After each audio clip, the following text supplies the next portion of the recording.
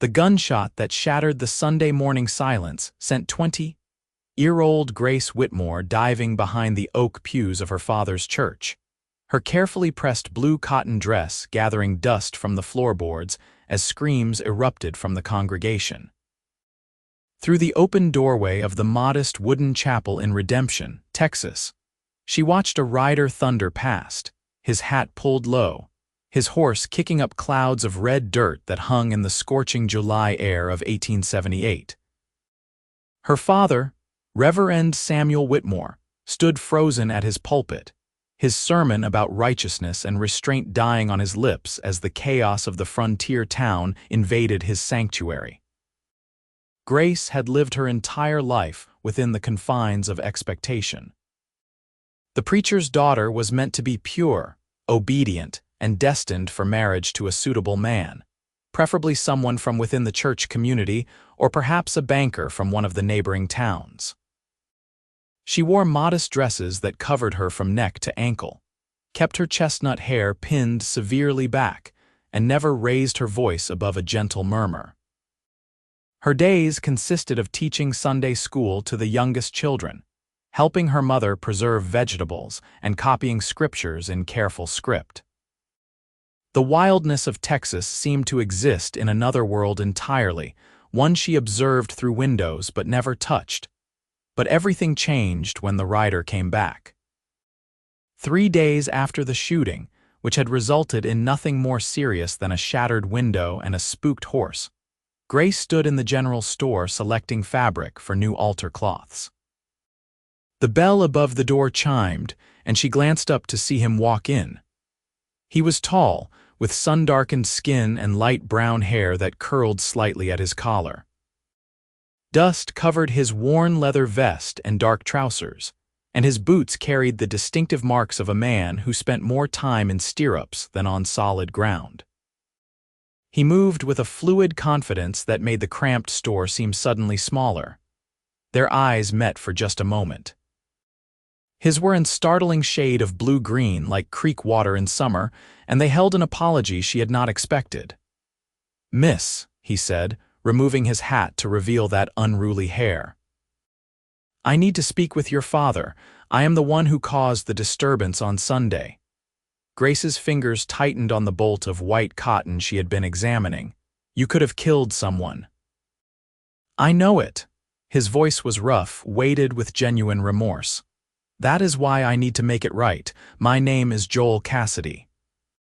I was running from some trouble that was not of my making, but that does not excuse bringing danger to a house of worship." The store owner, Mr. Henderson, watched the exchange with undisguised interest. Grace knew that by sunset, half the town would know that the preacher's daughter had spoken with the wild cowboy who had disrupted services. She should have turned away, should have dismissed him with cold silence. Instead, she found herself saying, "He will be at the church now, preparing for the evening service." Joel nodded, his expression serious. "Thank you, Miss Whitmore." He knew her name. Of course he did. Everyone in Redemption knew the preacher and his family. Grace told herself she was only going to the church to warn her father, to give him time to prepare for this confrontation. She certainly was not hoping to hear what Joel Cassidy had to say, or to see him again. But when she slipped through the side door of the chapel, she positioned herself in the small room where they stored hymnals, where she could hear every word through the thin walls. "Reverend Whitmore, I come to apologize and to make restitution," Joel's voice carried clearly. "I was working at the Porter Ranch when some men came looking for me. They claimed I had cheated at cards in Abilene, which is a lie. I have never been a gambling man, but they were not interested in the truth, only in making an example. I rode hard to get away from them, and I should have been more careful about where I led them." Her father's response was measured, cautious. "What you should have done is faced them honestly or sought help from the law. With respect, Reverend, the law in these parts is not always on the side of justice." The man leading them was Cal Thornton's nephew. You know the Thornton name carries weight, whether it should or not. Grace did know. Cal Thornton owned half the county and had a reputation for buying sheriffs the way other men bought cattle. If Joel had gone to the law, he likely would have ended up in a cell or worse, regardless of his innocence. "I have money saved," Joel continued. "Not much, but enough to replace the window and anything else that was damaged, and I would like to offer my labor. I am good with horses, and I have heard your stable needs repair. I could do the work, no charge, as penance." There was a long silence. Grace held her breath. "You may repair the stable," her father said finally, "but I will pay you a fair wage. I do not believe in profiting from another man's guilt. As for the window, yes, you will replace it. And you will attend services for the next month, so that the congregation can see you are a man seeking redemption, not just avoiding consequence." "Yes, sir. Thank you, sir." Grace heard footsteps and quickly retreated deeper into the storage room, her heart pounding. She waited until both men had left before emerging, her mind racing with thoughts she knew she should not be having. Joel Cassidy was clearly a man acquainted with trouble, exactly the kind of person her father preached about, the kind who brought chaos and disruption. She should be grateful he was being held accountable and think nothing more of it. But that night, lying in her narrow bed in the room above the church rectory, she could not stop seeing those blue-green eyes or hearing the genuine contrition in his voice. There had been no swagger, no excuses, just honest accountability. It was not what she had expected from a cowboy running from trouble. The next morning, she woke to the sound of hammering. From her window, she could see Joel working on the stable, his shirt already damp with sweat though the sun had barely cleared the horizon. He worked steadily, measuring and cutting boards with practiced efficiency. Her mother called her down to breakfast, and Grace forced herself to focus on her oatmeal and scripture reading, but her attention kept drifting to the window. "Grace," her mother said sharply, "your father expects you to prepare the children's lesson for tomorrow." "Yes, mother." Grace returned her eyes to her Bible, feeling heat rise in her cheeks that had nothing to do with the Texas summer. Over the following days, Grace found excuses to be outside. She brought her father his lunch and happened to walk past the stable. She hung washing on the line that offered a clear view of Joel's work. She swept the church steps 3 times in one afternoon. Each time, she told herself she was simply going about her duties, but she could not deny the quickening of her pulse when she caught glimpses of him. Joel, for his part, seemed focused entirely on his work. He arrived early each morning and stayed until the light began to fail. He was methodical and skilled, and the stable was taking shape with impressive speed. He spoke politely to her father when necessary, nodded respectfully to her mother, and avoided looking at Grace directly. Until Sunday. He sat in the back pew, cleaned up as much as a working cowboy could manage, his hair still damp from washing. Grace sat with her mother in their usual spot near the front, but she felt his presence like a physical thing. Her father preached about the parable of the prodigal son, about forgiveness and second chances, and she wondered if the sermon was aimed at Joel or at the congregation members who had been whispering about the stranger in their midst. After the service, as people filed out into the bright sunshine, Mrs. Henderson made a point of taking Grace's arm. "You be careful, dear," she said in a low voice. "That cowboy may seem repentant now, but those types always return to their true nature. Your father is too forgiving sometimes." Grace murmured something non-committal and extracted herself as quickly as possible. She hated the way people assumed the worst, how they saw a man in dusty boots and immediately wrote his entire story. But she also knew that Mrs. Henderson was voicing what many others were thinking, including probably her own parents. That afternoon, Grace volunteered to take her father his supper at the church, where he was working on accounts.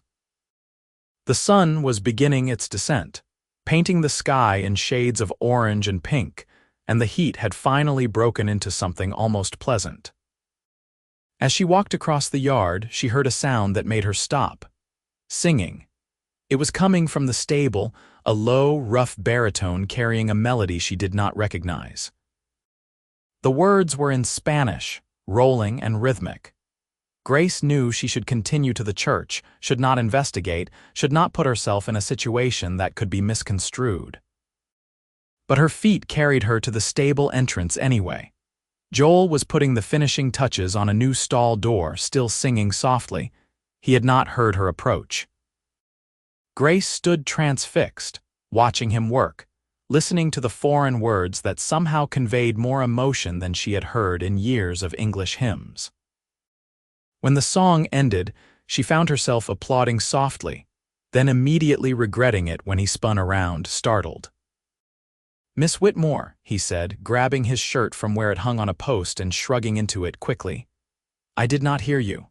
I am sorry, I did not mean to intrude, that was beautiful, what was it?" He fastened a few buttons, looking uncomfortable. "Just an old song my mother used to sing. She was from Mexico, came to Texas with her family when she was young." It sounded sad. "It is about longing for home," Joel said, "about being caught between two worlds and belonging fully to neither." The words hung between them, heavy with meaning. Grace understood that feeling more than she could say.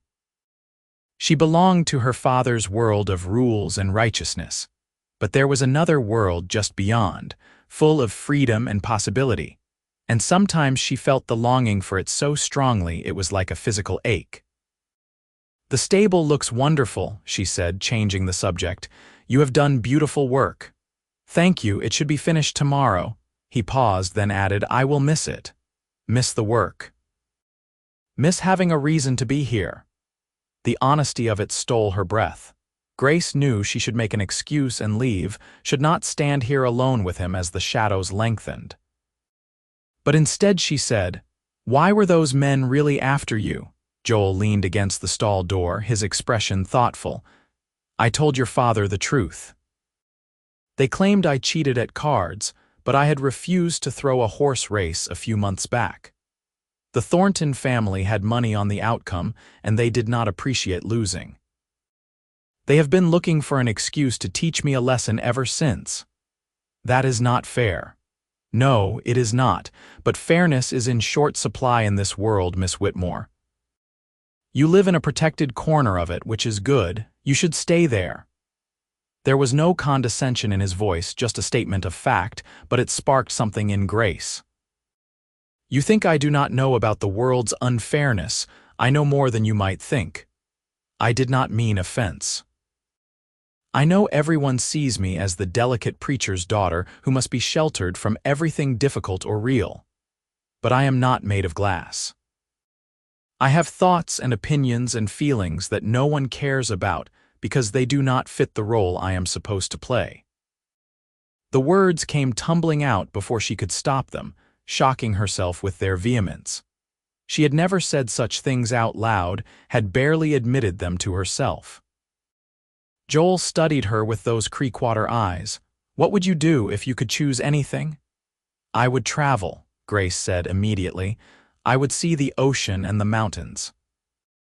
I would read books that are not approved by the church ladies. I would ride a horse at full gallop and feel the wind and not care if my hair came loose. I would make my own choices. Those are not such impossible dreams. They are for me." The reality of her situation came crashing back. "I should go. My father is waiting for his supper." She turned to leave, but Joel's voice stopped her. "Miss Whitmore, Grace."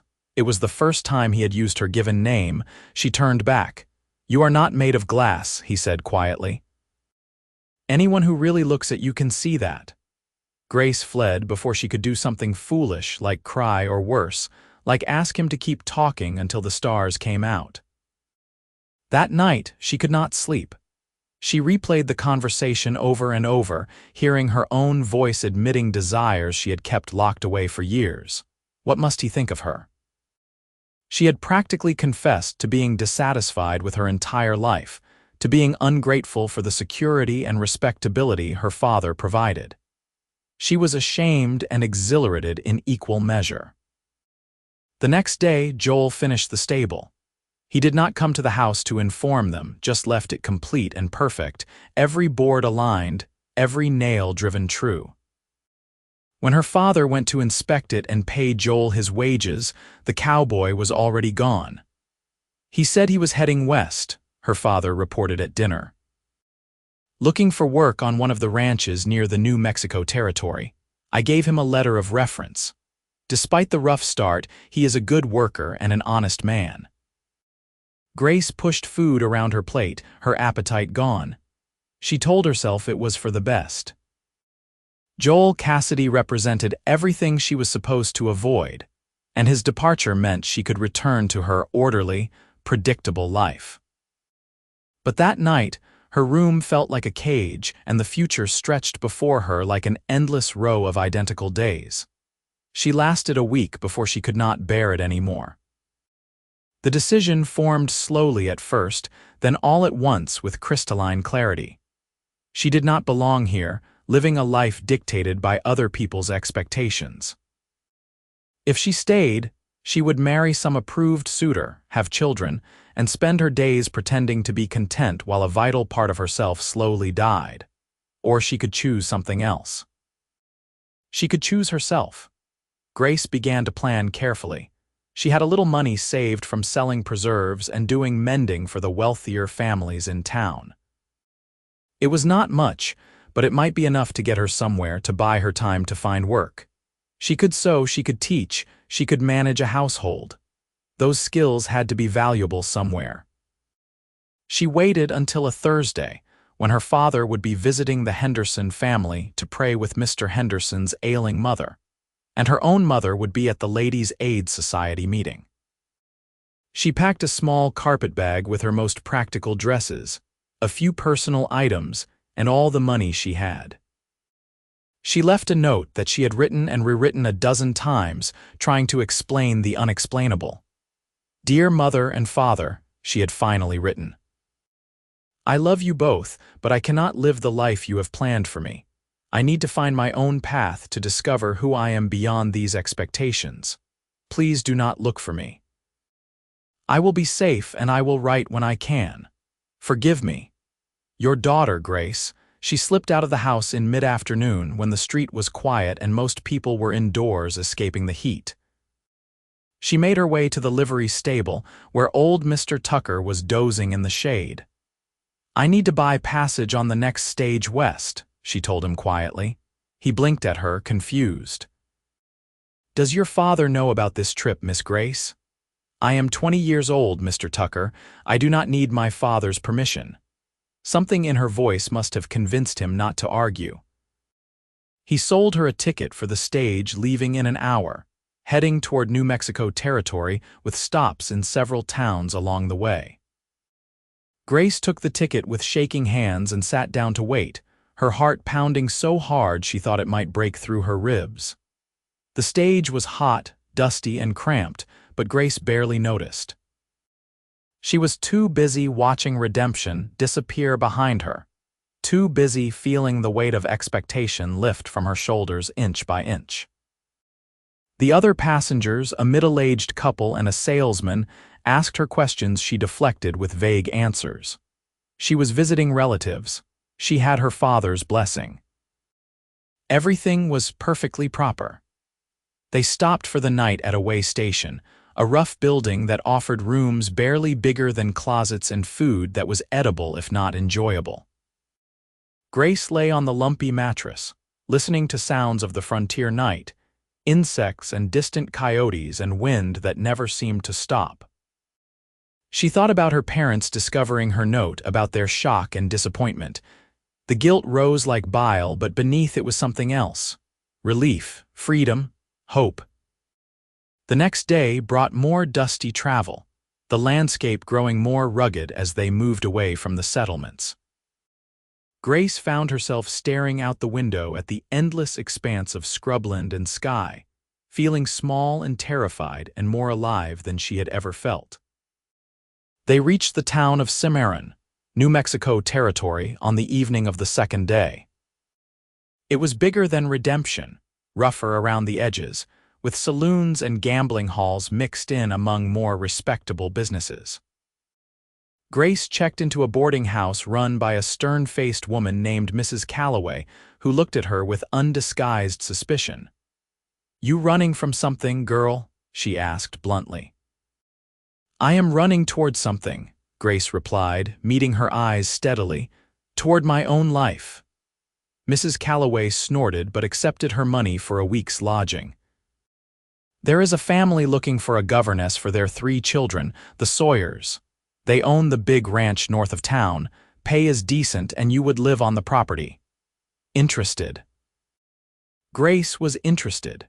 The next morning, she put on her most respectable dress and walked to the address Mrs. Calloway had given her, a fine house on the edge of town. Mrs. Sawyer interviewed her, a handsome woman in her mid-30s with sharp eyes and a no-nonsense manner. Grace was honest about her education and her teaching experience, less honest about why she had left Texas. Mrs. Sawyer hired her on the spot, clearly desperate for anyone, who could handle her rambunctious children. The Sawyer Ranch was half an hour's ride north of Cimarron, and Grace moved there the following Monday. The children were aged 6, 8, and 10, 2 boys and a girl, energetic and curious and already testing their new governess's boundaries. But Grace found she enjoyed the challenge, enjoyed having something to pour her energy into. That was her choice. The work was demanding. She taught the children reading, writing, arithmetic, history, and scripture, though she found herself choosing passages about compassion and justice rather than the hellfire and damnation her father had favored. In the afternoons, she often took them outside for nature lessons, pointing out plants and animals, letting them explore within reason. The New Mexico landscape was different from Texas, more mountains, more pines mixed with the scrub, but it held its own harsh beauty. 3 weeks passed. Grace wrote to her parents, a short letter assuring them she was alive and well and employed, giving them only the town name but not her specific location. She did not know if they would respond, did not know if they could forgive her for choosing herself over their plans. She tried not to think about Joel Cassidy. She had not run away to find him, she reminded herself firmly. She had run away to find herself. The fact that he had mentioned heading west was purely coincidental. New Mexico territory was enormous, and the chances of their paths crossing were infinitesimally small, which made it all the more shocking when she saw him at the Cimarron General Store on a Saturday afternoon. Grace had ridden into town with Mrs. Sawyer to purchase supplies. She was examining bolts of fabric for new curtains when she heard a familiar voice behind her. "I need ammunition for a Winchester rifle and some coffee if you have any that is not 3 years old." She spun around so fast, she knocked a tin of buttons off the counter. They scattered across the wooden floor with a sound like hard rain, and Joel looked up from the counter to see what had caused the commotion. Their eyes met. His widened in absolute shock.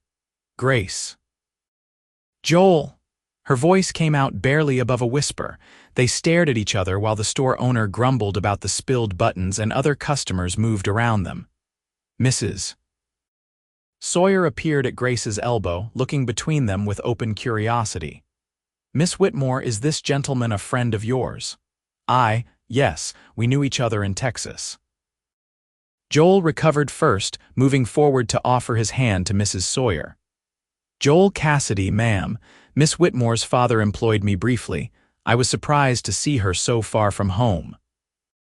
"She is governess to my children," Mrs. Sawyer said, still studying him. "Do you work nearby, Mr. Cassidy?" "Yes, ma'am. I am a hand at the Bar W Ranch about 10 miles north of here." Mrs. Sawyer's expression shifted to something more approving. The Bar W was known as a respectable operation. "Well, how nice that Miss Whitmore has a familiar face in the territory." You must call on us sometime, Mr. Cassidy.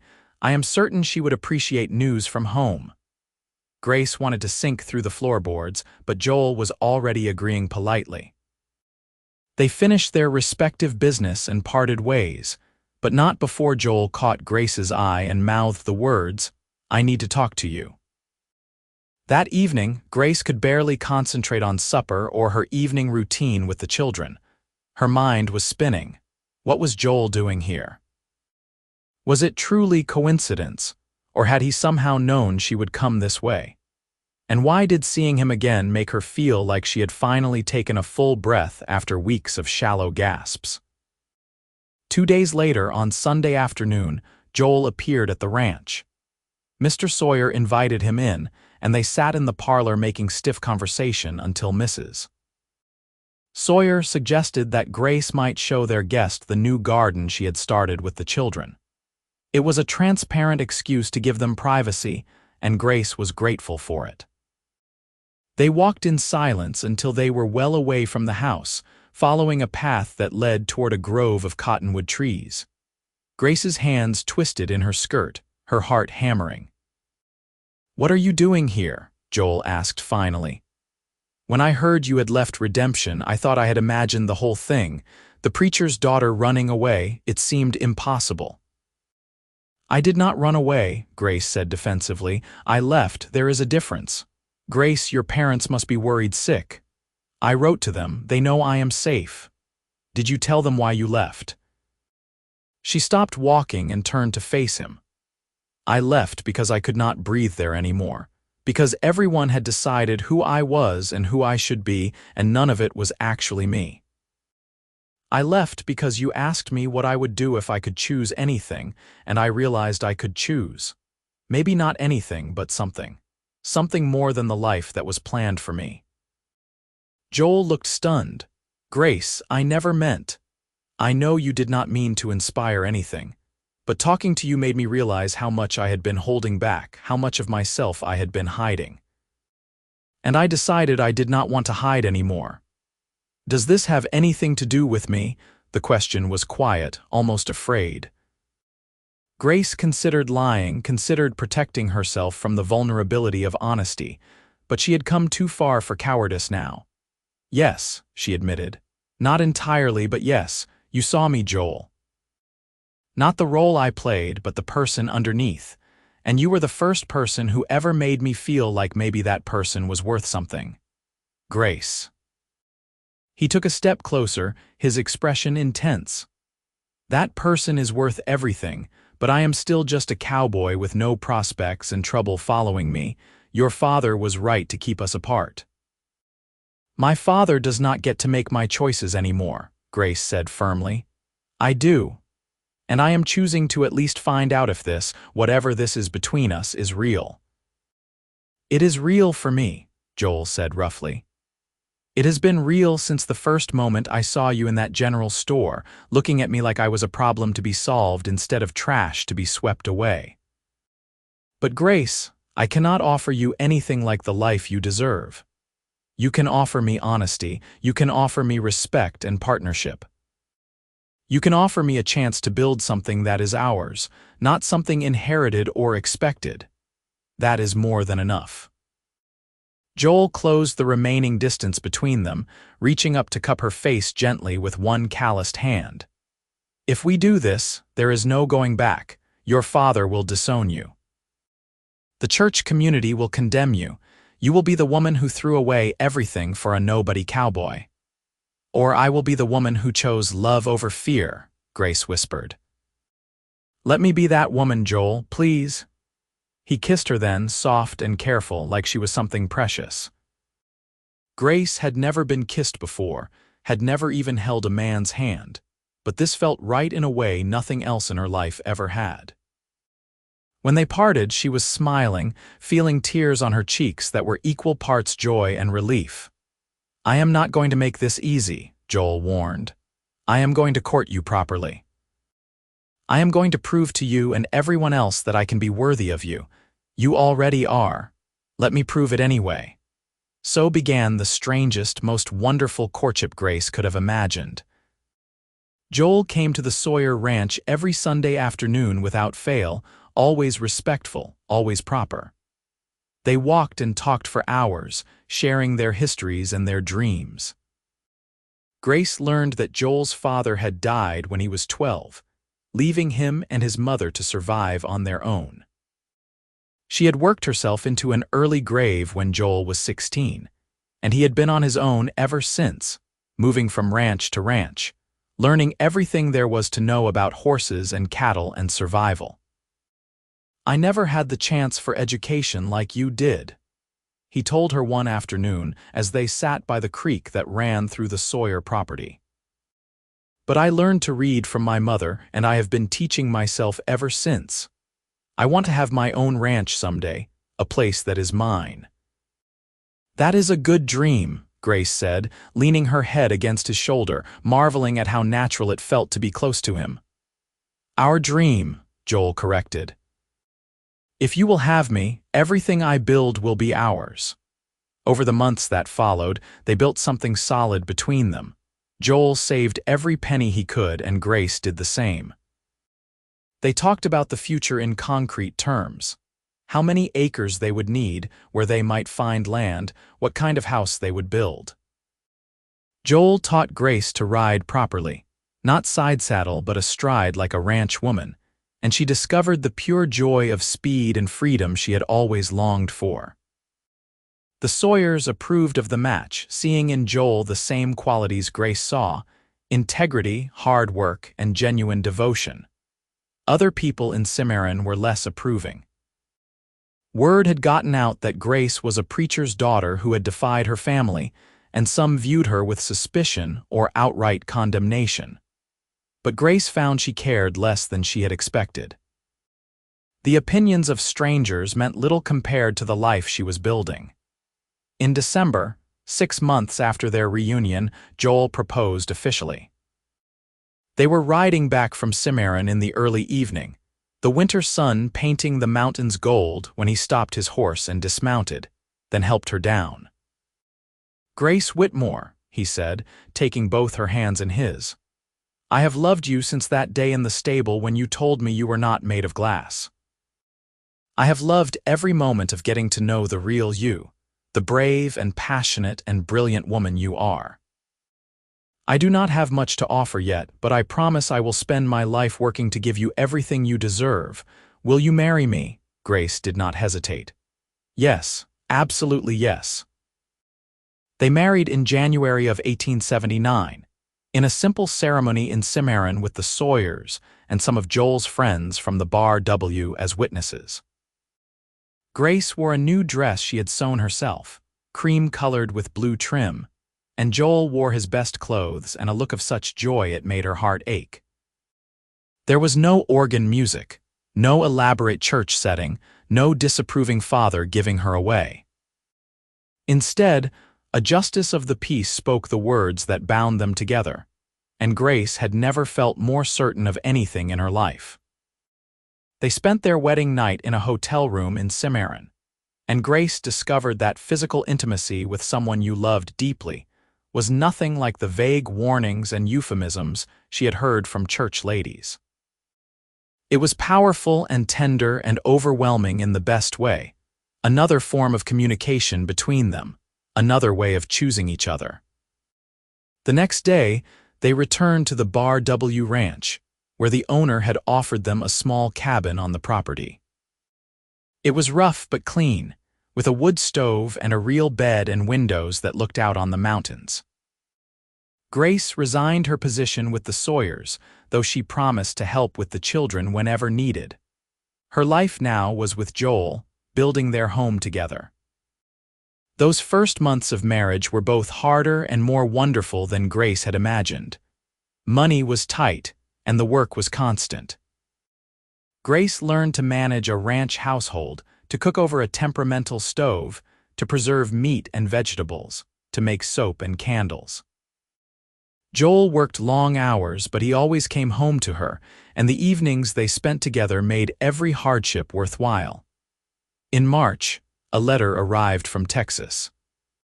Grace's hands shook as she opened it, recognizing her mother's handwriting. She had written twice to her parents since the wedding, informing them of her marriage and her happiness, but had received no response until now. "Dear Grace," the letter read. "Your father has not asked me to write this, but I feel I must. He is not well. The doctor says his heart is weak and he may not have long.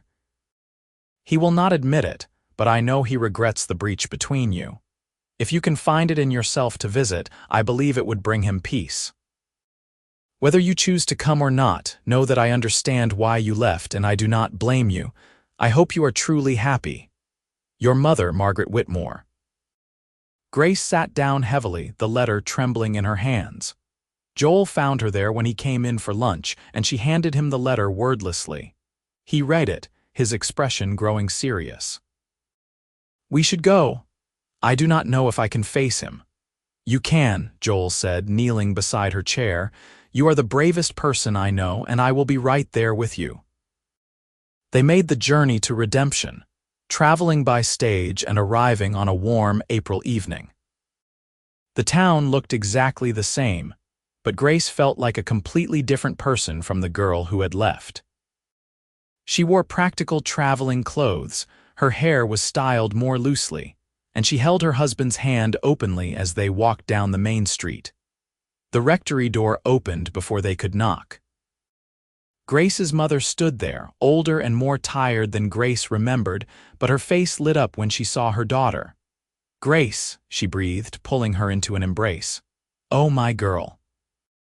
You look so well. Mother, this is my husband, Joel Cassidy."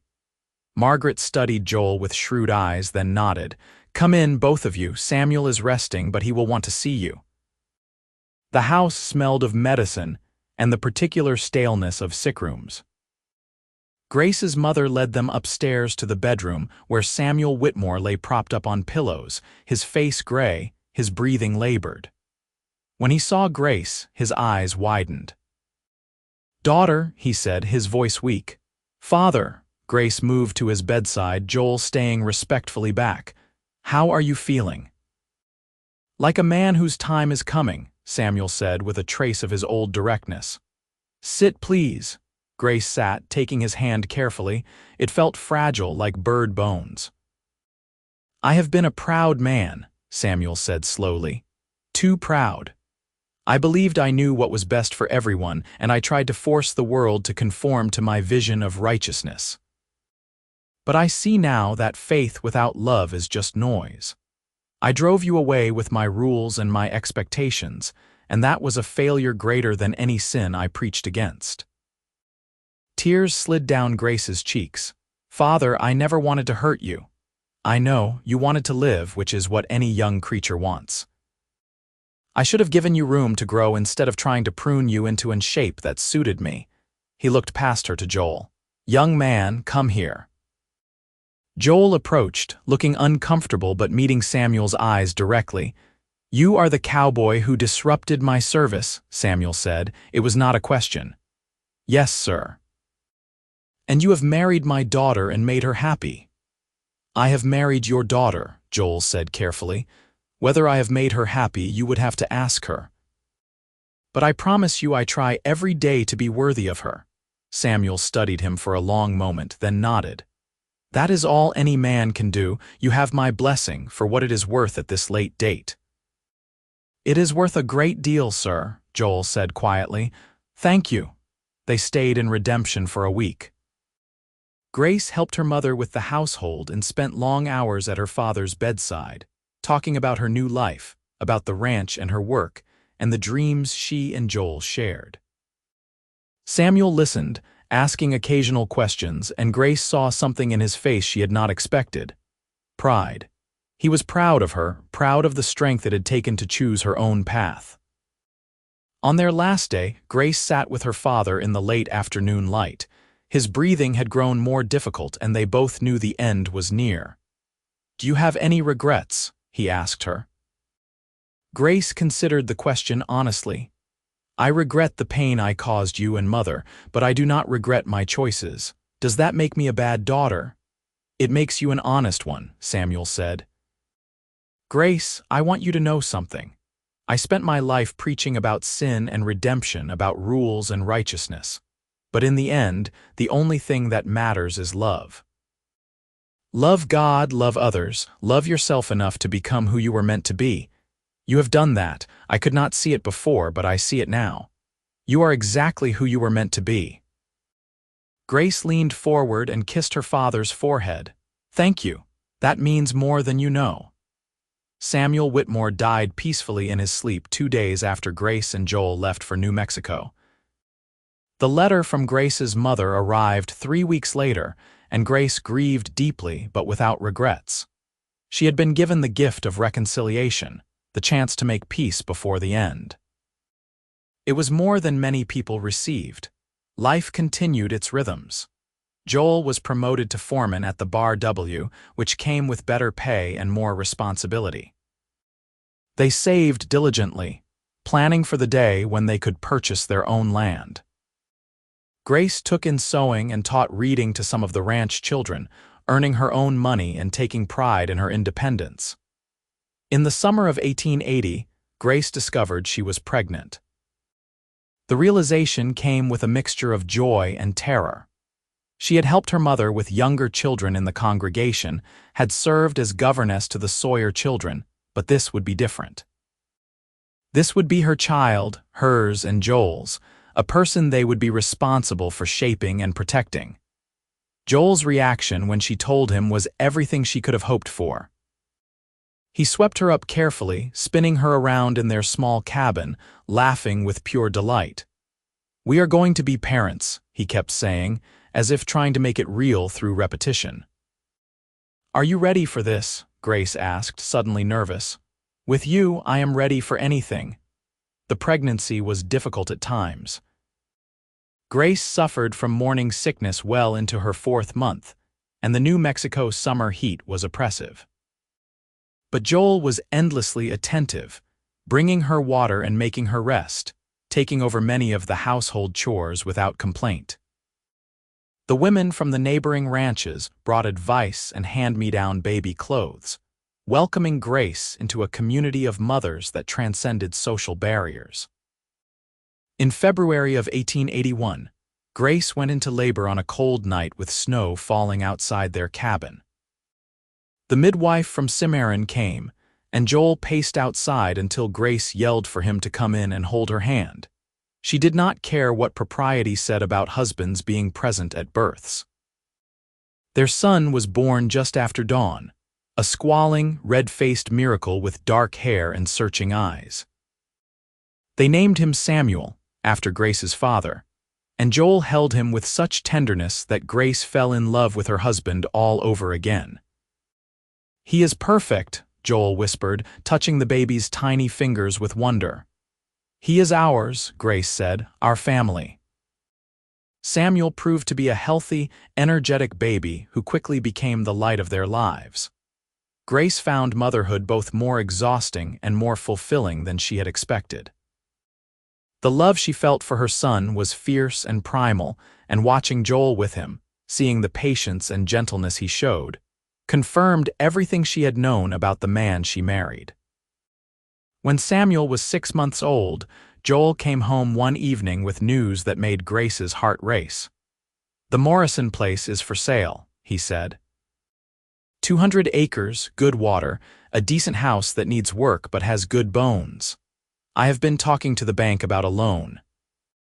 They purchased the land in September, using every penny they had saved as a down payment.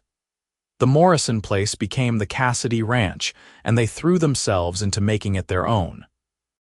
The house was drafty and needed repairs, but it was solid, and Grace could see its potential. Joel worked from before dawn until after dark, mending fences and tending to the small herd of cattle they had purchased. Grace managed the house and the baby, started a vegetable garden, and learned to handle a rifle for protection when Joel was out on the range. It was backbreaking work, but it was theirs. Every improvement they made, every calf that was born, every harvest from the garden was a testament to what they were building together. Grace had never been happier or more exhausted in her life. Her mother visited when Samuel was a year old, making the long journey from Texas to see her grandson and her daughter's new life. Margaret Whitmore spent 2 weeks at the ranch, helping with the work and getting to know Joel.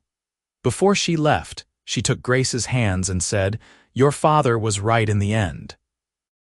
You are exactly who you were meant to be, and you have built something wonderful here." The years that followed brought both challenges and joys. There were hard winters and dry summers, sick cattle and broken equipment, moments when Grace wondered if they would make it. But there were also good years, when the rain came at the right times and the cattle thrived, when they were able to pay down their debt and even expand their herd. Joel hired 2 ranch hands to help with the work, young men who reminded Grace of Joel when she had first met him, looking for a chance and a place to prove themselves. In 1883, Grace gave birth to twin daughters, Alice and Catherine, who turned their household into joyful chaos. Samuel, now 2.5, was fascinated by his baby sisters and wanted to help with everything. The cabin that had seemed cozy with 3 now felt cramped with 5, and Joel began building an addition, working on it in whatever spare moments he could find. Grace managed the expanding household with the same determination she brought to everything else. She taught Samuel his letters, tended the garden that now fed 7 people, preserved food for the winter, and somehow found time to help Joel with the ranch accounts. At night, she would collapse into bed exhausted, but when Joel wrapped his arms around her and whispered that he loved her, every hardship felt worthwhile. In 1885, they were finally able to pay off the bank loan. Joel brought the deed home, fully in their names, and they celebrated quietly, just the 2 of them after the children were asleep, drinking coffee on their porch and looking out at land that was truly theirs. "Do you ever regret it?" Joel asked, echoing the question Grace's father had once posed. "Giving up the life you could have had?" Grace thought about the woman she might have become if she had stayed in redemption, married some approved suitor, lived a safe and respectable life. That woman seemed like a stranger, someone from a story she had read long ago. "I regret nothing," she said firmly. "This life, this family, this love, it is everything I never knew I needed. I chose dust and devotion, and I would choose them again every single day." Joel pulled her close, and they sat together in the gathering darkness, listening to the sounds of the ranch settling for the night, to the distant lowing of cattle and the whisper of wind through the grass. Their children slept safely inside the house they had built together. The land stretched around them, hard-won and precious. Grace had been told her whole life who she should be, what she should want, how she should live. But she had chosen differently. She had chosen love over expectation, freedom over security, partnership over obedience. She had chosen Joel and he had chosen her, and together they had built something that belonged to no one but themselves. Years later, when their children were grown and bringing grandchildren to visit, when the Cassidy Ranch was one of the most prosperous in the territory, Grace would look back on that hot July day in 1878 when a cowboy had ridden past her father's church. She would remember the girl she had been, trapped in a life too small for her spirit, and she would remember the moment she decided to become someone else. Someone real. Someone free. She had been told that a preacher's daughter was not supposed to love a cowboy, but she had loved him anyway, with her whole heart and without regrets. She had chosen dust and devotion over rules, and in doing so, she had found not just love, but herself. And that, Grace knew, was worth more than all the respectability in the world. The Wild West had a way of stripping away pretense, of forcing people to their essential selves. In that harsh and beautiful landscape, Grace Whitmore Cassidy had discovered that her essential self was stronger, braver, and more capable than she had ever imagined. She had become the woman she was always meant to be, the woman who had been waiting beneath the careful rules and expectations all along.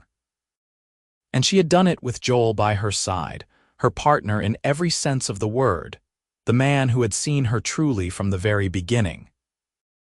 Together they had carved out a life that honored both their dreams, a life built on mutual respect and shared labor and love that deepened with every passing year.